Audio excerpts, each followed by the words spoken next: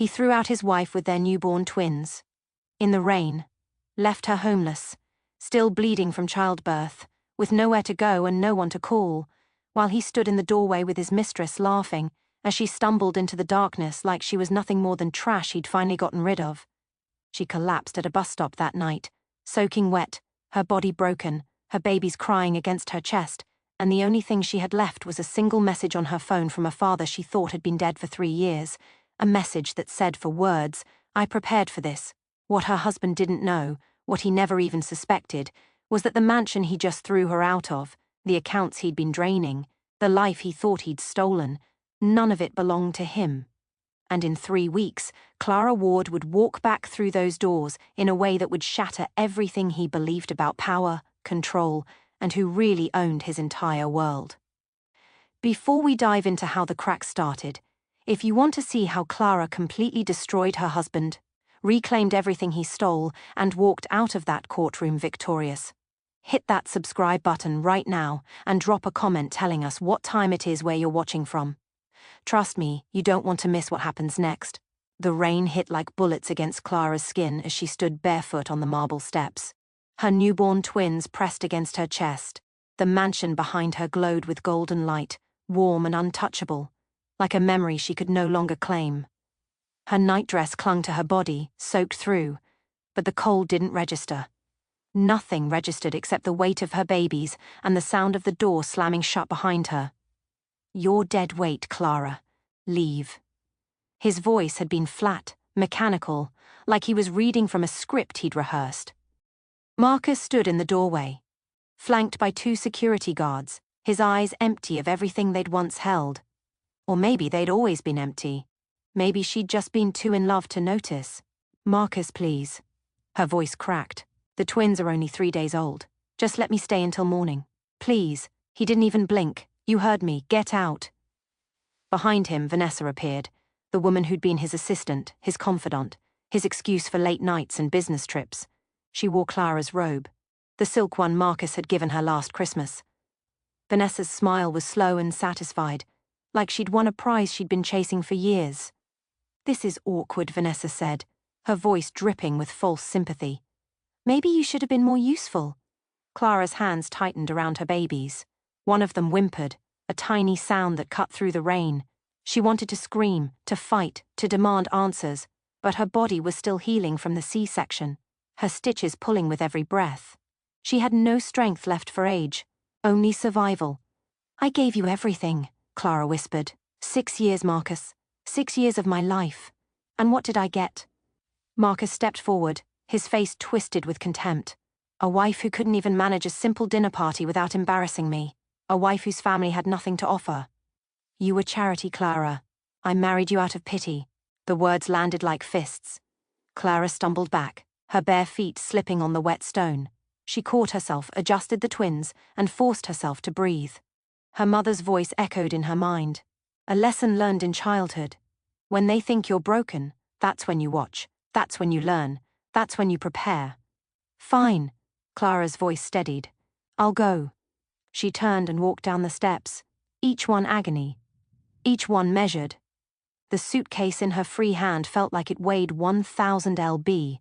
Behind her she heard Vanessa laugh high and cruel. "Look at her, Marcus. She's not even going to fight." Marcus said nothing. The door closed, the light stayed on. Clara reached the iron gate and stopped. The street stretched out before her, empty and dark. The rain poured harder. One of the twins started crying, a wail that pierced the night. Then the other joined in, their voices small and desperate. She had nowhere to go. No family, no money. Her phone had 3% battery. Her body screamed for rest. Show babies chill. She rocked them gently, her voice breaking. "Mama's got you. Mama's got you." She didn't know if she was lying. Then her phone buzzed. Once, twice. She shifted the twins, pulled the phone from her pocket, and stared at the screen. A message from an unknown number. "Your father prepared for this." Clara's breath caught. Her father had been dead for 8 years. Heart attack sudden, gone before she could say goodbye. What kind of sick joke was this? Another message appeared. "Open the attachment. Trust no one. Wait." Her fingers trembled as she tapped the screen. A video file loaded, slow and grainy. Then his face appeared. Her father, older than she remembered. Thinner, but unmistakably him. His eyes were sharp, focused, burning with something she'd never seen before. Clara. His voice crackled through the phone speaker. If you're watching this, it means everything I feared has happened. It means Marcus has shown his true nature, and it means you're alone. Tears blurred her vision. She pressed the phone closer as if she could reach through the screen and touch him. I knew this might happen. Her father continued, I saw the way he looked at you, the way he looked at your mother and me. Like we were beneath him, like you were a stepping stone. So I prepared. Everything you need is waiting. The mansion you just left, it's yours. The accounts he's been using, they're yours. Every dollar he's spent. Every lie he's told, every bit of security he thinks he has, it's built on something I controlled. And now you control it. Clara's knees buckled. She sank onto the curb, the twins still pressed against her chest. No, she whispered. No, that's impossible. There's a lawyer, her father said. Her name is Margaret Hale. She has everything. Documents, deeds, recordings. She's been watching him for 3 years. Watching them, waiting for this moment. Call her in the morning. Do not call tonight. Do not react. Let him think he's won. Let him celebrate. Let him get comfortable. And then, Clara, you take everything back. The video ended. The screen went black. Clara sat there, rain pouring over her, the twins crying against her chest, and something inside her shifted. The humiliation didn't vanish. The pain didn't fade, but underneath it something harder began to form, something cold and sharp and patient. She stood, adjusted the twins and started walking. A bus stop glowed in the distance, a small shelter with a bench. She made it there, collapsed onto the seat, and pulled the twins close. They quieted, sensing her heartbeat, her warmth. She stared out at the empty street and thought about Marcus, about Vanessa, about the mansion and the life she just lost. Across the city, on a rooftop terrace, Marcus raised a glass of champagne. Vanessa draped herself across his lap, laughing. Freedom tastes good, doesn't it? She purred. Marcus grinned. Best decision I ever made. They didn't know that every light in that mansion, every dollar in those accounts, every piece of security they felt was about to disappear. They didn't know that the woman they'd thrown away was already planning her return. They didn't know that the humiliation they'd inflicted was the spark that would burn their world down. Clara pulled her twins closer and whispered into the rain, I'll protect you. I'll win, and they'll never see me coming. Morning arrived grey and cold, the kind of morning that felt like the world had forgotten colour. Clara sat in Mrs. Chen's apartment, wrapped in blankets that smelled like lavender and old memories, staring at her phone like it held the answers to questions she didn't know how to ask. The twins slept in a makeshift crib beside her, their tiny chests rising and falling in perfect rhythm. Mrs. Chun, her elderly neighbour, who'd always treated her like the daughter she'd lost years ago, poured weak tea into chip mugs and said nothing. Sometimes silence was the only kindness that made sense. Clara's hands shook as she replayed her father's video for the 3rd time. His face filled the small screen, older and worn, but his eyes burned with a clarity that made her chest ache. Your father prepared for this, the message had said. But how? How does a dead man prepare for betrayal 8 years in advance? How does a man who worked as a warehouse manager his entire life own a mansion worth millions? Nothing about the last 12 hours made sense. And yet, here she was, holding proof that everything she thought she knew about her life had been a lie. You need to eat something, Mrs. Chun said softly, placing a bowl of kanji on the table. Clara shook her head. I can't. Not yet. Mrs. Chun sat down across from her, her wrinkled hands folded in her lap. That man threw you out like garbage. Your baby's not even a week old. And now you tell me your father, God rest his soul, left you something. Clara, you need to be careful. Rich people don't give up power easy. Clara nodded, but her mind was already somewhere else. The video had mentioned a portal, a hidden access point embedded in the message. She'd found it in the early hours of the morning, tucked inside a symbol she'd almost missed. Her father had always been careful, deliberate, the kind of man who may shored twice and cut once. She tapped the symbol again, and the portal opened, revealing files, documents, spreadsheets, legal papers with names, and numbers that made her dizzy. "What is all this?" she whispered. The first document was a trust deed, the Ward family trust established 20 years ago, listing her as the sole beneficiary upon certain conditions. The mansion on Riverside Drive, the one Marcus had kicked her out of, was listed as property of the trust, not his property, not even jointly owned. Hers, the realization hit her like a wave. She scrolled further. Bank accounts, investment portfolios, insurance policies, all under her father's control, all designed to activate the moment she was betrayed or abandoned. How did he know? How did he see this coming when she'd been so blind? "Clara," Mrs. Chen's voice pulled her back. "What's wrong? You look like you've seen a ghost." "I think I have," Clara said, her voice barely a whisper. She clicked on another file and another video began to play. Her father appeared again, but this time he looked directly into the camera like he could see her, like he was sitting right across from her. "If you're watching this second video, it means you found the portal. Good. That means you're ready to listen." His voice was steady, calm, the same voice that used to read her bedtime stories when she was little. "I need you to understand something, Clara. I wasn't just a warehouse manager. That was the cover, the story I told to keep you safe. I worked in asset management for very wealthy people. People who needed their money hidden, protected, moved quietly. I was good at it, too good. And over the years I built something of my own. Something for you." Clara's breath caught in her throat. Mrs. Chin leaned closer, her eyes wide. "What's he saying?" "He's saying he lied to me," Clara whispered. "My whole life he lied." Her father continued. "I saw Arcus the first time you brought him home. I saw the way he looked at our house, at your mother's jewelry, at you like you were something he could use. I hired investigators. I watched him, and everything I feared came true. He married you for access, for the appearance of stability, for the connections he thought your family didn't have.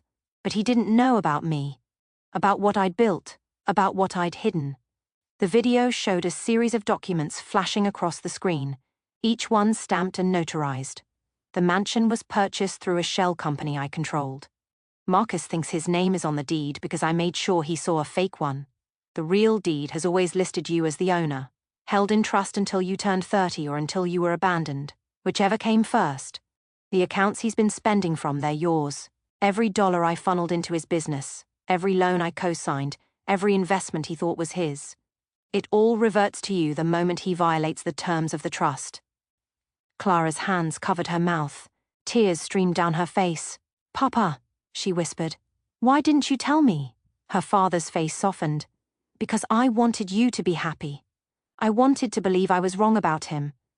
But I also wanted to make sure that if I wasn't wrong, you'd have a way out. You'd have power. You'd have proof."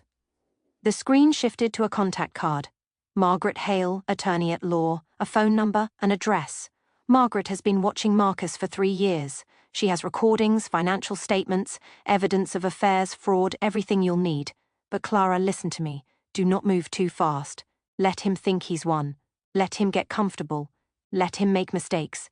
And then when the time is right, you take it all back. Not with anger, not with violence, with evidence, with the law, with patience. The video ended. Clara sat in stunned silence, the phone still glow. Ing in her hands. Mrs. Chin reached across the table and gripped her wrist. "You believe him?" Clara nodded slowly. "I don't know how, but yes, I believe him." "Then what are you going to do?"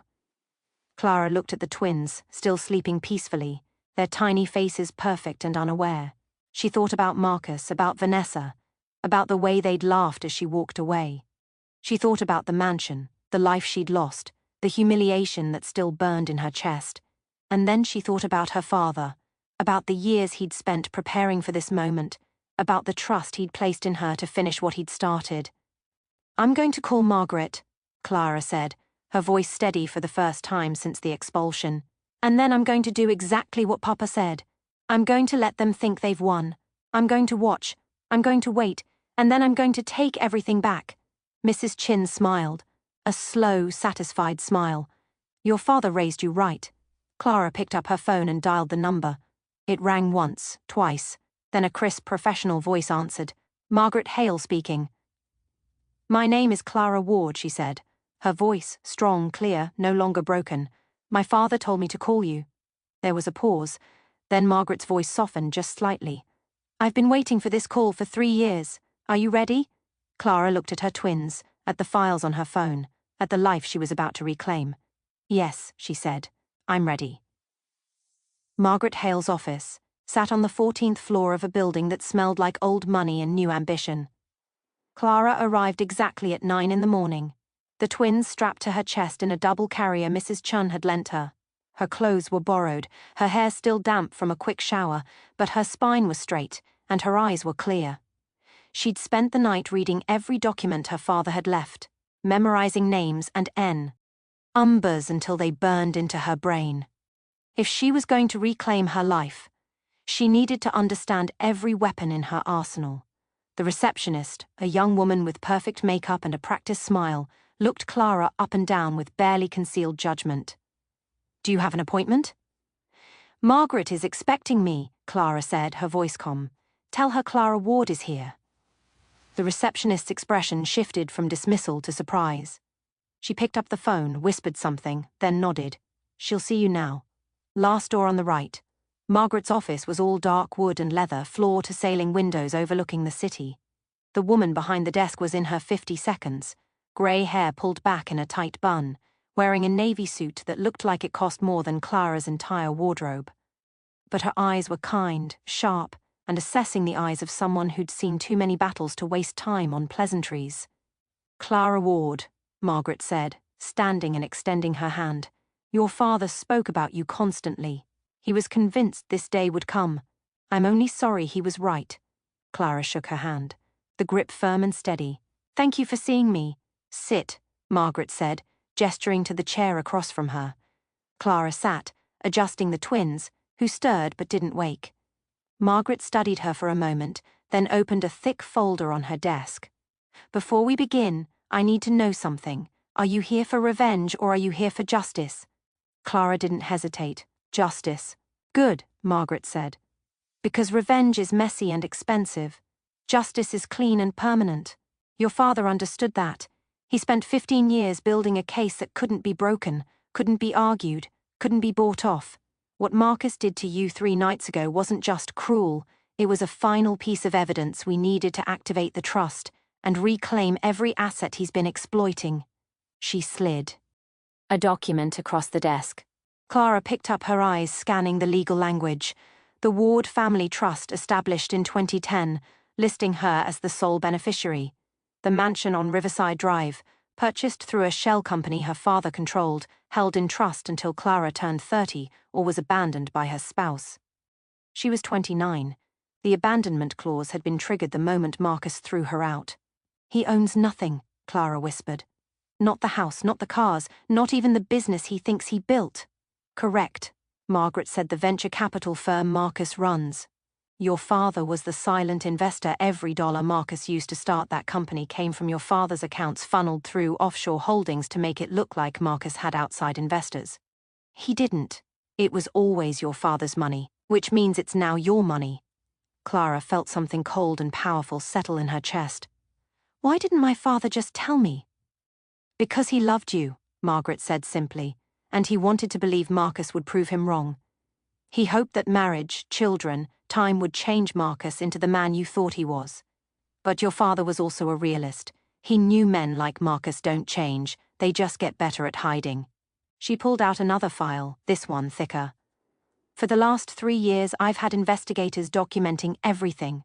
Affairs, financial fraud, tax evasion, misuse of trust funds. Marcus has been stealing from you since the day you got married.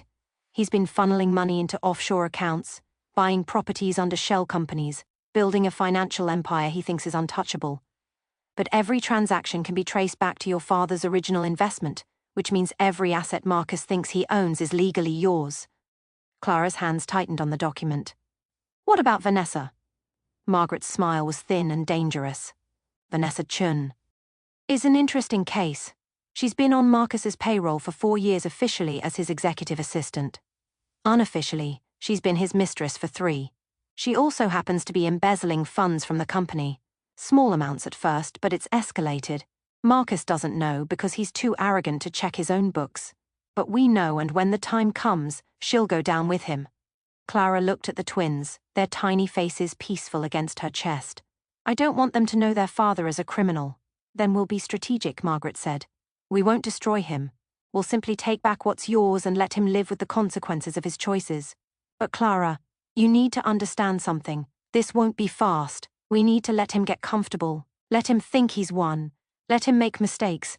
The more confident he gets, the sloppier he'll be. And when he's at his most vulnerable, we strike. Clara nodded slowly. How long? Weeks? Maybe a month. We need documentation. We need witnesses. And we need him to incriminate himself. Can you be patient? Clara thought about the rain, the cold marble steps, the sound of the door slamming. She thought about Vanessa's smile, Marcus's contempt, the way they dismissed her like she was nothing. Yes, she said. I can be patient. Margaret leaned back in her chair, her expression approving. Good. Now, let's talk logistics. You need a place to live, something safe and close enough to monitor the situation but far enough that Marcus doesn't know where you are. I have a property in the West End, fully furnished, paid for by the trust. You and the twins can stay there as long as you need. I can't afford. You can, Margaret interrupted. The trust has been generating income for 15 years. You have more money than you realize. Your father made sure of that. Clara felt tears prick her eyes. I don't know how to thank you. Thank me by winning, Margaret said. Thank me by taking back what's yours and showing your children that dignity and patience are more powerful than cruelty and arrogance. She stood, walked to the window, and looked out at the city. Your father was one of the smartest men I ever met. He played the long game, and he played it perfectly. Now it's your turn. Clara stood, adjusted the twins, and joined Margaret at the window. Below, the city moved in its chaotic rhythm, people rushing to meetings and appointments, unaware of the quiet war being waged in offices and courtrooms. What do I do first? Clara asked. Margaret handed her a phone, sleek and new. This is a secure line. Only you and I have the number. Use it for everything related to the case. Second, you document everything. Every interaction with Marcus, every message, every attempt at contact. Third, you live your life. Find a routine. Take care of the twins. Let him think you've disappeared, that you've given up, and when he's convinced you're no longer a threat, we'll hit him with everything we have. Clara took the phone, felt its weight in her palm. He's going to be angry. Let him be angry, Margaret said. Angry men make mistakes, and we'll be there to document every single one. Clara looked at the twins, then back at Margaret. When this is over, what happens to Marcus? Margaret's expression didn't change. That depends on him. If he fights, we bury him. If he accepts the terms, he walks away with his freedom and nothing else. Either way, you win. Clara felt something shift inside her. Something that had been broken 3 nights ago, but was slowly rebuilding itself into something harder, sharper, unbreakable. Then let's begin, she said. Margaret smiled. Welcome to the fight, Clara Ward. Your father would be proud. 3 weeks had passed since Clara walked out of Margaret's office with a plan and a purpose. 3 weeks of quiet mornings in the West End apartment, feeding the twins, documenting every message Marcus sent demanding she sign over custody rights. Every voicemail from Vanessa mocking her for being too weak to fight back. 3 weeks of watching from a distance as Marcus threw parties at the mansion, posted photos on social media of his new life, his freedom, his triumph. But today, the waiting ended. Today, Clara would return to the mansion, not as a victim begging for shelter, but as the rightful owner armed with documents that would shatter everything Marcus thought he'd built. The Rolls-Royce pulled up to the apartment at exactly 9 in the morning, black and sleek, the kind of car that made people stop and stare. The driver, a man named James, who'd worked for her father years ago, opened the door with a slight bow. "Miss Ward," he said, his voice respectful. "Are you ready?" Clara looked at herself in the mirror one last time. She wore a simple black dress, her hair pulled back, minimal makeup. She didn't need to look rich, she just needed to look certain. "I'm ready," she said. Margaret sat in the back seat, her briefcase open, files spread across her lap. The officers will meet us there. We have the eviction notice, the deed transfer documents, and the cease and desist orders for all accounts and credit cards. The moment we arrive, everything Marcus has been using stops working. His cards will decline, his access to the business accounts will be frozen, and he'll have exactly 48 hours to vacate the property. Clara nodded, her hands steady, even though her heart hammered in her chest. What if he fights? He will fight, Margaret said. Men like Marcus always fight. But that's what we want. Every word he says, every threat he makes, it all becomes evidence. The officers will document everything. The neighbors will see. And by tonight, this story will be all over the city. The Rolls-Royce glided through traffic, turning onto Riverside Drive, where the mansion stood like a monument to lies. Clara saw the golden lights glowing in the windows, the perfectly manicured lawn, the fountain in the driveway that Marcus loved to show off in his social media posts. Her home, her father's gift, stolen and flaunted by a man who'd never earned a single brick of it. 2 police cars were already parked at the curb. Officers stood on the sidewalk, their presence drawing curious stares from neighbors who'd begun, gathering on their porches and lawns. Clara saw Mrs. Patterson from 3 doors down, the woman who'd once told her at a charity event that she was lucky to have married so well. She saw Mr. Jennings, the retired banker who'd complimented Marcus on his business acumen. They were all watching now, their phones out recording. "Showtime," Margaret said, gathering her files. James opened the door, and Clara stepped out, her heels clicking against the pavement. The morning sun caught the Rolls-Royce, making it gleam like a declaration. She walked toward the mansion, Margaret beside her, the officers falling into step behind them. Every eye on the street followed her movement. The front door opened before they reached it. Marcus stood there barefoot, wearing pajama pants and a t-shirt, his hair messy from sleep. His expression shifted from confusion to recognition to anger in the space of a heartbeat. "Clara." He looked at the officers, at Margaret, at the Rolls-Royce. "What the hell is this?" "Mr. Marcus Ward," one of the officers said, stepping forward. "I'm Officer Daniels. We're here to serve you with an eviction notice and several legal documents pertaining to property ownership and asset freezing. You need to accept these papers." Marcus laughed, the sound sharp and disbelieving. "Eviction. This is my house. I own this house. Actually, you don't, Margaret, sir." "ID," her voice calm and professional. She handed him a folder. "Inside, you'll find the original deed to this property purchased in 2015 by the Ward Family Trust, with Clara Ward listed as the sole beneficiary. You'll also find documentation showing that every dollar you've spent in the last 6 years came from accounts controlled by Clara's father, and now controlled by Clara herself. This house, the cars in the garage, the business you think you built, all of it belongs to her." Marcus stared at the folder like it was a snake, his face drained of color. "That's impossible. I signed papers. I have documents." "You have fake documents," Margaret said.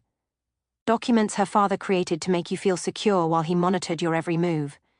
The real documents are here, notarized, legal and binding. You have 48 hours to remove your personal belongings and vacate the premises. Any attempt to damage property or remove items not explicitly yours will result in criminal charges." Vanessa appeared behind Marcus wearing one of Clara's old robes, her expression smug until she saw the officers. "What's going on?" "They're lying," Marcus said, his voice rising. "This is harassment. I'm calling my lawyer." "Please do," Margaret said. "Your lawyer will tell you the same thing I'm telling you. You have no legal claim to this property or any of the associated assets." Clara stepped forward, her voice quiet, but clear enough for everyone on the street to hear. "You threw me out 3 weeks ago, Marcus. You told me I was dead weight. You put me and our newborn babies on the street in the middle of the night because you thought I had nothing, that I was nothing. But you were wrong." Marcus's eyes locked on hers, and for the first time since she'd known him, she saw fear. "Clara, listen." "No," she said. "You listen. Every lie you told is documented. Every dollar you stole is accounted for. Every benefit you enjoyed while pretending to be someone you're not.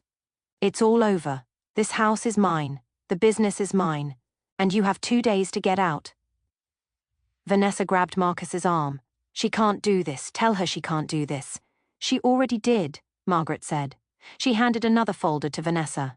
"And Miss Chun, you'll find documents in there detailing your embezzlement from war adventures.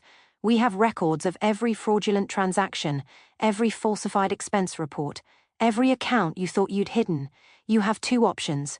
Return the money and resign quietly, or face criminal charges. Your choice." Vanessa's face went white. The folder slipped from her hands and scattered papers across the marble floor. Marcus turned to the officers. "This is insane! You can't just believe whatever she says." Officer Danielle's expression didn't change. "Sir, we're not here to debate ownership, we're here to serve legal documents. If you have a dispute, you'll need to take it up in court, but until then, you need to comply with the eviction notice." The neighbors were closer now, their phones raised, recording every second. Clara could hear their whispers, the shock and fascination in their voices. She turned to face them, her voice carrying across the lawn. "For 6 years I lived in this house as Marcus's wife.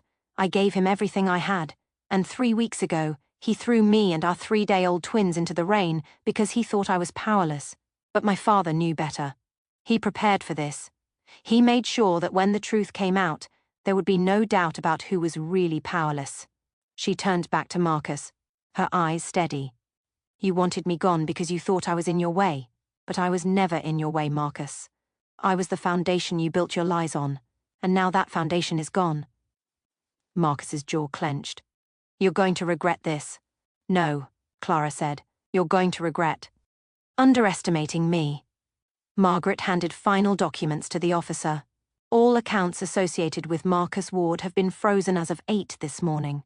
Credit cards, business accounts, personal holdings, all inaccessible. He has 2 days to arrange alternative living situations and transportation. After that, any attempt to return to this property will be treated as trespassing." Marcus stood there, the folder in his hands, the mansion behind him, the Rolls-Royce gleaming in his driveway, and for the first time in his life, he had nothing to say. Clara turned and walked back to the car, her head high, her steps measured. James opened the door and she slid inside. Margaret followed. The officers remained on the porch, ensuring Marcus understood the documents were binding. As the Rolls-Royce pulled away, Clara looked back at the mansion one last time. Marcus stood in the doorway, Vanessa beside him, both of them frozen in disbelief. The neighbors were already talking, their phones buzzing with messages and posts. By tonight, the whole city would know. The woman they'd pitied, the wife they dismissed, had just reclaimed everything, and she'd done it with patience, evidence, and the unshakable certainty that justice, when done right, didn't need to be loud. It just needed to be thorough. The mansion felt different now, that it was truly hers. Clara walked through rooms she'd once cleaned and decorated, rooms where she'd hosted dinners for Marcus's business partners while he took credit for her work, rooms where she'd cried alone while he was out with Vanessa. But the tears were gone now, replaced by something colder and more precise. Margaret had been clear. Ownership was only the first step. To protect the twins to secure their future, Clara needed to ensure Marcus could never use the legal system against her. That meant gathering evidence so thorough, so damning that any judge would see him for what he truly was. "He'll come after custody," Margaret had warned during their meeting that morning. "Men like Marcus don't accept defeat, they reframe it. He'll claim you're unstable, that you manipulated your father, that the twins deserve a father with resources and stability. He'll make himself the victim." Clara had nodded, her mind already working. "Then we need to show he's neither stable nor fit to be their father." "Exactly," Margaret said, "which is why we're going to let him bury himself." The plan was elegant in its simplicity. Marcus was arrogant, and arrogant men talked when they thought they were safe. Clara would arrange a private dinner, a supposed reconciliation attempt, and she'd let him think he'd won her back. Margaret's team had already installed recording equipment throughout the mansion, hidden cameras and microphones in every room Marcus was likely to use. Everything, he said, every admission, every threat would be documented. "Are you sure you can do this?" Margaret had asked, her eyes searching Clara's face, sitting across from him, pretending to be weak, letting him think he has power over you. Clara had met her gaze without flinching. "I've been doing it for 6 years. What's one more night now?" As she set the dining room table with the chin Marcus loved, the crystal glasses he'd always insisted on, she felt nothing but calm determination. The twins were with Mrs. Chun, safe and far away from whatever happened tonight. Clara had rehearsed her role, practiced the trembling voice, the apologetic tone, the desperate woman willing to do anything to keep her family together. It was a performance, and she intended to make it flawless. Marcus arrived at 7 exactly on time, wearing the suit she'd always said made him look powerful. He stood in the doorway, his expression guarded, calculating. "You said you wanted to talk." "I do," Clara said, her voice soft, uncertain. "Please come in." He walked past her, his eyes scanning the mansion like he was cataloguing what he'd lost. "You've redecorated. Something's needed to change," Clara said. She gestured to the dining room. "I made your favorite. Steak, medium rare, the way you like it." Marcus sat down slowly, suspicion written across his face. "What's this about, Clara? You humiliate me in front of the entire neighborhood. You take everything I work for. And now you want to have dinner." Clara sat across from him, her hands folded in her lap. "I want to talk about the twins. About us." "There is no us," Marcus said sharply. "You made that clear when you showed up with lawyers and cops." "I was angry," Clara said, letting her voice crack. "You hurt me, Marcus. You threw me out when I was at my weakest. But I've had time to think, and I realize fighting isn't good for anyone, especially not the babies." Marcus leaned back, his expression softening just slightly. "So, what are you saying?" "I'm saying maybe we can work something out," Clara said. "Maybe we don't have to be enemies. Maybe we can co-parent, find a way to make this work without dragging each other through court." She watched his eyes, saw the calculation happening behind them. He was trying to figure out her angle, trying to decide if she was genuine or if this was another trap. "Why the sudden change?" he asked. Clara looked down at her hands. "Because I'm tired, Marcus. I'm tired of being angry. I'm tired of fighting, and I don't want my children growing up thinking their parents hated each other." She let a tear slide down her cheek. Perfectly timed, perfectly placed. "I just want peace." Marcus picked up his wineglass, swirled it, took a slow sip. "You know, Clara, I always thought you were smarter than you let on. All those years playing the beautiful wife, and now this. The mansion, the money, the power play. Your father taught you well." "My father wanted to protect me," Clara said quietly. "That's all he ever wanted." "Protect you," Marcus repeated, his tone mocking. "Is that what you call it? Setting up elaborate trusts, hiding assets, treating me like a criminal?" Clara's pulse quickened, but her face remained calm. "You were the one who threw me out, Marcus. You were the one who chose Vanessa." Marcus laughed, the sound bitter. "Vanessa was a mistake, a distraction. But you, Clara, you were always the long game. I just didn't realize your father was playing a longer one."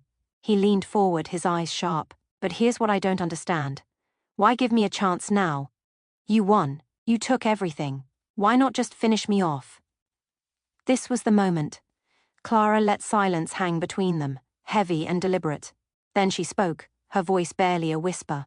"Because the twins deserve better than parents who destroy each other. And because despite everything, I don't want you to have nothing."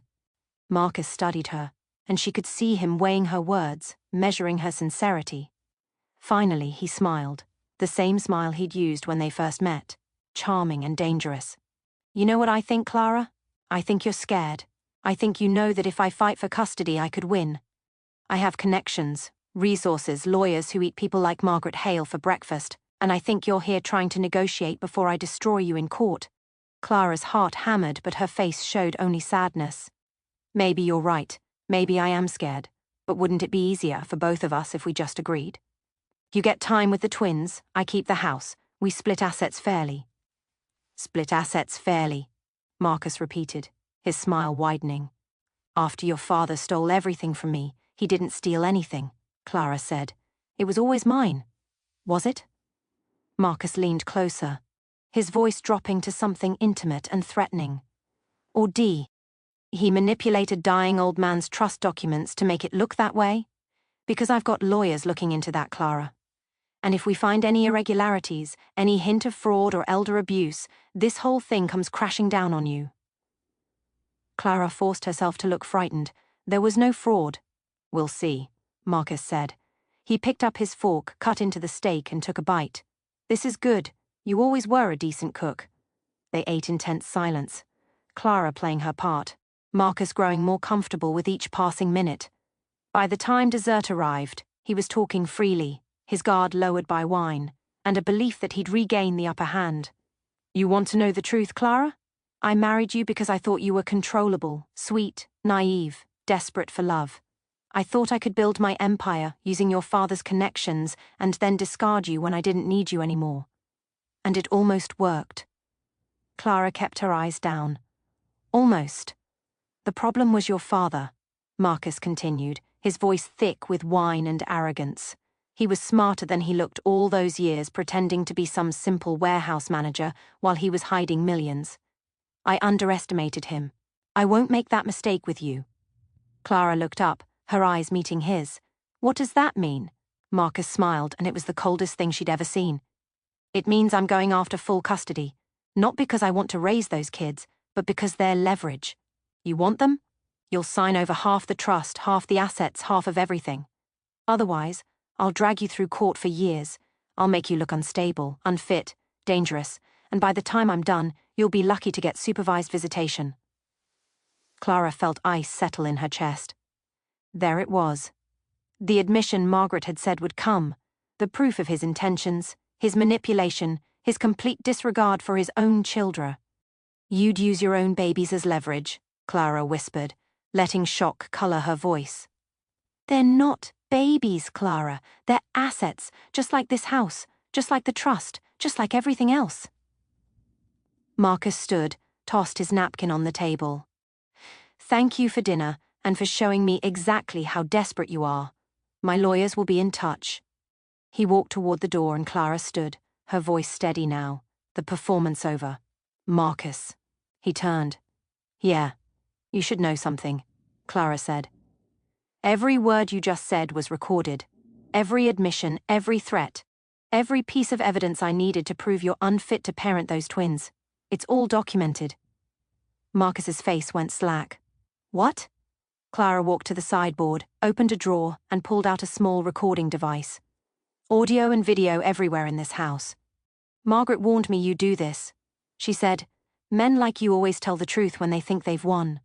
Marcus lunged toward her, but Clara stepped back, her phone already in her hand. "I've already sent copies to Margaret, to the family court judge, and to my secure backup. You take one step closer, and I call the police. You threaten me again, and it becomes evidence of domestic intimidation. You try to fight for custody, and every judge in this city will see you admitting you don't want your children. You just want to use them as weapons." Marcus stood frozen, his face red with rage. "You set me up." "No," Clara said. "I gave you a chance to be decent. You chose to be exactly who you've always been, and now everyone will know it." Marcus believed he still had cards to play. 3 days after the dinner disaster, after his lawyers told him the recordings were legally obtained and admissible in court, after Vanessa stopped answering his calls when she realized he was broke, he decided to throw a party. Not just any party, but a rooftop celebration at the PI. Knackle Hotel, the kind of event where the city's elite gathered to see and be seen. He sent invitations to every business associate, every society figure, every person who'd ever mattered in his world. The message was clear. I'm still standing, I'm still powerful. And Clara Ward's little victory was just a temporary setback. Clara heard about the party from Margaret, who'd heard about it from 3 different sources within hours of the invitations going out. "He's desperate," Margaret said over the phone. "Desperate men do stupid things." "Should we be worried?" Clara asked. She was in the nursery watching the twins sleep, their tiny hands curled into fists. "Worried?" "No," Margaret said. "Prepared? Yes. I've already sent our team undercover, of course. Photographers, journalists, even a few strategically placed guests who owe me favors. Whatever happens tonight, we'll document it. And if Marcus does what I think he'll do, he'll hand us the final nail for his coffin." Clara felt a flicker of something dark and satisfied. "What do you think he'll do?" "He'll brag," Margaret said simply. "He'll drink too much, surround himself with people who'll tell him what he wants to hear, and he'll talk about you, about the twins, about his plans, and we'll record every word. The Pinnacle's rooftop was decorated like something out of a magazine. White lights strung between glass pillars, champagne towers glowing under the city skyline. Marcus stood at the center of it all, wearing a tuxedo he'd rented on credit, smiling like he owned the world instead of owing it. Vanessa was conspicuously absent. The guests who'd bothered to show up, and there were fewer than he'd hoped, mingled with polite distance, their conversations careful, their eyes curious. Everyone had heard the rumors. Everyone knew something had happened with his wife, his house, his business. But no one knew the full story, and Marcus intended to control the narrative. "Ladies and gentlemen," Marcus called out, raising his glass. The crowd quieted, turning toward him with expressions ranging from interested to skeptical. "Thank you for coming tonight. I know there's been talk, speculation about my personal life, my business, my marriage, and I want to set the record straight." He took a long sip of champagne, his smile widening. "My wife, soon-to-be ex-wife Clara Ward, has been spreading lies about me. She's used her father's money and influence to try to destroy everything I've built. But here's what she doesn't understand. I built my company with my own hands, my own intelligence, my own vision, and no amount of legal manipulation will change that." The crowd murmured, some nodding, others exchanging glances. In the back corner, partially hidden behind a decorative column, stood a woman named Rachel Chun, one of Margaret's most trusted investigators. She held her phone at waist level, camera recording, capturing every word, every gesture. Beside her, a young journalist named David Kim adjusted his position to get a better angle. Marcus continued, his voice growing louder, more confident. "Clara thinks she can use our children as leverage. Twin babies born just weeks ago, and she's already weaponizing them. She's keeping them from me, denying me access, trying to paint me as an unfit father. But let me tell you something." He paused for effect. "I don't need those kids to prove who I am. I am Marcus Ward. I built Ward Ventures from nothing. I made myself into someone this city respects. And if Clara thinks she can take that from me, she's more deluded than I thought." A few guests shifted uncomfortably. James Harrington, a venture capitalist who'd known Clara's father, frowned and set down his glass. "Marcus," he called out, "isn't it true that Ward Ventures was primarily funded by external investors?" Marcus waved the question away. "Initial seed funding, sure, but the vision, the execution, the success, that was all me. And isn't it also true?" James continued, his voice steady. "That those external investors were actually controlled by Clara's father through offshore accounts?" Marcus's smile faltered. "That's a mischaracterization. Is it?" James pressed, "because I've seen the documents. Samuel Ward was a client of mine for 15 years. I know exactly how he structured his holdings, and I know he never trusted you." The rooftop went silent. Marcus's face flushed red. "You don't know what you're talking about. I know that Samuel called me 2 weeks before he died," James said quietly. "He told me he was worried about his daughter's marriage. He asked me to be a witness for some documents he was signing, documents that protected Clara in case you ever showed your true colors. And from where I'm standing, Marcus, it looks like he was right to worry." Marcus slammed his glass down on the nearest table. "Get out. This is my party. Get out." James smiled, a thin, knowing smile. "Actually, it's the hotel's party. You're just renting the space. And given that your credit card was declined when you tried to pay the deposit, I'd say the hotel might have some questions about tonight's bill." The murmurs grew louder. Guests pulled out their phones, some texting, others already posting. Marcus's hands clenched into fists. "That's a lie. My accounts are temporarily frozen because of legal complications. But I have resources. I have power." "You have nothing," came a voice from the crowd. Vanessa stepped forward, and for a moment Marcus's face lit with relief. But her expression was cold, her eyes hard. "Vanessa, tell them. Tell them the truth. The truth." Vanessa laughed. "The truth is you're broke, Marcus. The truth is every account you bragged about, every investment you claimed was yours, it all belonged to Clara. You were living off her father's money for 6 years, and you were too arrogant to realize it." Marcus lunged toward her, but security stepped between them. "You knew," Marcus hissed. "You knew the whole time." "Of course I knew," Vanessa said. "Why do you think I stuck around? I was skimming from the accounts you thought you controlled. Small amounts at first, then bigger. You never noticed. Because you were too busy playing the big man. But now that the money's gone, so am I. She turned to the crowd. And for anyone wondering, Clara Ward has evidence of everything. Every fraud, every lie, every crime Marcus committed thinking he was untouchable. She's been building a case for weeks. And when it goes public, all of you standing here will be questioned about what you knew and when you knew it. The rooftop emptied faster than it had filled. Guests grabbed their coats, called their drivers, disappeared into elevators without looking back. Within minutes, only Marcus remained, standing alone under the white lights, his tuxedo suddenly looking cheap, his smile gone, his hand shaking. Rachel Chun stepped out from behind the column, her phone still recording. "Mr. Ward, would you like to make a statement for the record?" Marcus looked at her, his eyes wild. "Who are you?" "I work for Margaret Hale," Rachel said calmly, "and I've recorded everything that happened here tonight. Your threats toward your wife, your admission that you don't value your children, Vanessa's confirmation of fraud. It's all documented. Do you have anything you'd like to add?" Marcus's voice came out strangled.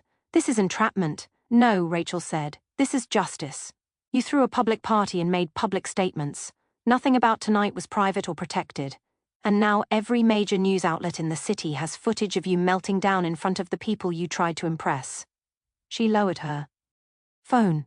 "Clara Ward sends her regards." Marcus sank into a chair, his head in his hands. The city spread out before him, lights twinkling in the darkness, indifferent to his collapse. He thought he could rebuild his reputation, reclaim his power, and prove that Clara's victory was temporary. Instead, he'd done exactly what she predicted. He destroyed himself in front of witnesses, creating evidence so damning that no lawyer could spin it, no judge could ignore it. On the other side of the city, in the mansion that was rightfully hers, Clara sat in the nursery, watching the twins sleep. Her phone buzzed with a message for Margaret. "It's done. He confessed everything in front of 40 witnesses. We have him." Clara set the phone down and picked up one of the twins holding her daughter close. "Your father just lost," she whispered. "Not because I destroyed him, but because he destroyed himself, and you will grow up knowing that dignity and patience always win in the end." Outside, the night was quiet, the city settling into sleep, but in courtrooms and law offices across town, documents were being prepared, evidence was being compiled, and the final act of Marcus Ward's downfall was being carefully, methodically arranged. Clara had waited, watched, and struck, only when the moment was perfect. And now, with Marcus's own words sealing his fate, she could finally rest knowing her children were safe, her legacy was secure, and justice had been served exactly as her father had planned. The courtroom smelled like old wood in tension. Every seat filled with observers who'd read the headlines, watched the videos, and wanted to see how the story ended. Clara sat at the plaintiff's table, the twins in a double stroller beside her, sleeping peacefully despite the weight of the moment. She wore a navy dress, simple and dignified, her hair pulled back, no jewelry except her mother's pearl earrings. Margaret sat to her left, 3 assistants behind them with boxes of evidence stacked like a fortress. Across the aisle, Marcus sat alone, his lawyer, a tired-looking man named Gerald Porter, who'd taken the case out of obligation rather than belief, shuffled papers with the energy of someone already defeated. Vanessa was nowhere to be seen. She'd taken a plea deal 2 days earlier, agreeing to testify against Marcus in exchange for reduced charges on her embezzlement. The gallery whispered, phones were silenced, and Judge Patricia Monroe entered with a kind of presence that made the room go still. "All rise," the bailiff called. Everyone stood. Judge Monroe, a woman in her 60 seconds with silver hair and sharp eyes that had seen every lie a courtroom could produce, took her seat and surveyed the room. "Be seated." She opened the file in front of her, scanning the documents with an expression that revealed nothing. "We're here for the matter of Ward versus Ward, custody determination, and asset distribution. I reviewed the preliminary filings, and I'll say this up front. I don't like my time wasted. Both parties will present their cases clearly and concisely. Ms. Hale, you may begin." Margaret stood, her movements precise and controlled. "Your Honor, this case is about protection. Protection of two innocent children from a father who has repeatedly demonstrated that he views them not as human beings but as leverage. Protection of assets that were always legally TLA, but were systematically exploited by Marcus Ward through fraud, manipulation, and betrayal. She gestured to the assistants who began distributing folders to the judge and the court clerk. In these folders, you'll find comprehensive documentation, trust deeds dating back 15 years, showing Clara as a sole beneficiary, financial records proving every dollar Marcus spent came from accounts controlled by Clara's late father, Recordings of Marcus explicitly stating he plans to use the children as bargaining chips, and witness testimony from over 20 individuals confirming a pattern of deception and emotional abuse. Judge Monroe flipped through the documents, her expression unchanging. Marcus leaned over to whisper to his lawyer, but Porter just shook his head. Margaret continued. Clara Ward was thrown out of her own home at midnight, 3 days after giving birth via C-section with newborn twins in her arms, and nowhere to go. Marcus Ward orchestrated this expulsion, believing she had no resources, no power, and no recourse. He was wrong on all counts. What he didn't know was that Clara's father, Samuel Ward, had spent years preparing for exactly this scenario. She walked toward the evidence table, picking up a sealed envelope. Your Honor, I'd like to enter into evidence a video recording made by Samuel Ward 6 months before his death. In it, he explicitly outlines his concerns about Marcus's character, his reasons for establishing the trust, and his instructions for Clara should she ever need protection. Judge Monroe nodded. Play it. The courtroom lights dimmed slightly as a screen descended. Samuel Ward's face appeared older and thinner than Clara remembered, but his voice was strong and clear. My name is Samuel Ward. I'm recording this on March 15, 2017, in the presence of my attorney, Margaret Hale, and witness James Harrington. If this video is being played, it means my daughter Clara has been betrayed by her husband, Marcus Ward. And it means the protections I put in place are now active. The courtroom was silent except for Samuel's voice. Clara felt tears prick her eyes but kept her gaze steady. I established the Ward Family Trust in 2010. When Clara first introduced me to Marcus, I didn't trust him then, and everything I've observed since has confirmed my suspicions. He married my daughter. R for access, for the appearance of legitimacy, and for the financial benefits he assumed came with our family. What he doesn't know is that I spent 30 years in asset protection, hiding and securing wealth for clients who needed discretion. I used those same skills to protect Clara. Samuel's image leaned forward, his expression intense. The mansion on Riverside Drive is held in trust for Clara, purchased through shell companies Marcus will never trace. Every investment he thinks he made with his own money was actually funded by accounts I controlled. I've documented every transaction, every lie, every moment of manipulation, and I've instructed Margaret to release this information only when Clara is safe and ready to reclaim what's hers. The video ended. The lights came up.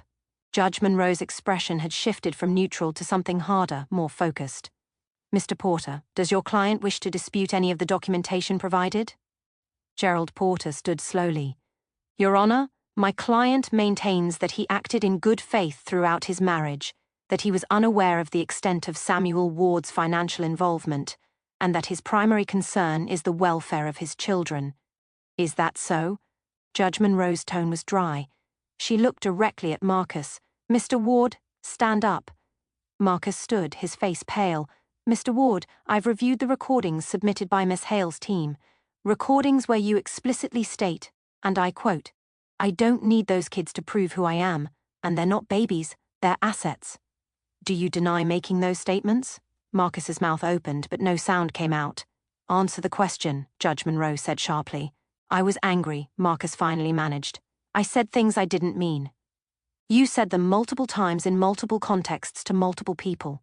Judge Monroe said, you said them at a private dinner with your wife, at a public party in front of 40 witnesses, and in text messages to associates that have been submitted as evidence. These aren't heat-of-the-moment slips. These are consistent expressions of your true feelings toward your children. She flipped through more documents. I also have testimony from household staff, neighbors, and business associates describing a pattern of emotional abuse toward Clara Ward, belittling her in public, controlling her finances, isolating her from friends and family. Mr. Ward, you present yourself as a victim of legal maneuvering, but the evidence shows you as a manipulator who got caught. Marcus tried to speak, but Judge Monroe raised her hand. I'm not finished. What disturbs me most about this case is your complete lack of remorse. Even now, standing in my courtroom with overwhelming evidence of your misconduct, you maintain that you're the wrong party. That tells me everything I need to know about your character and your fitness as a parent. She turned to Clara. Miss Ward, please stand. Clara stood, her legs steady despite the emotion coursing through her.